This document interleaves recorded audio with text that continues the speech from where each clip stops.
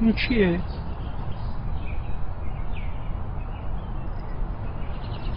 گنجشک.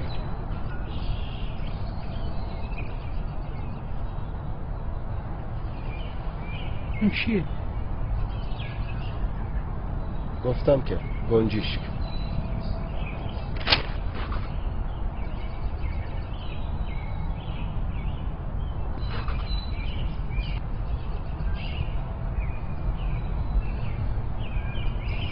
اون چیه؟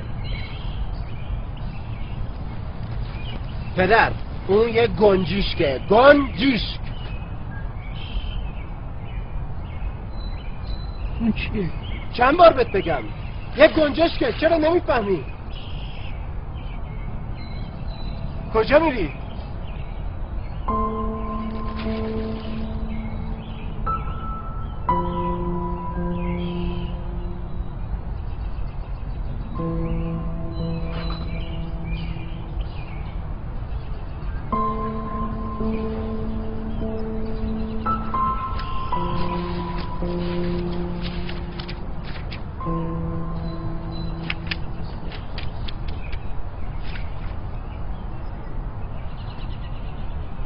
بلندتر.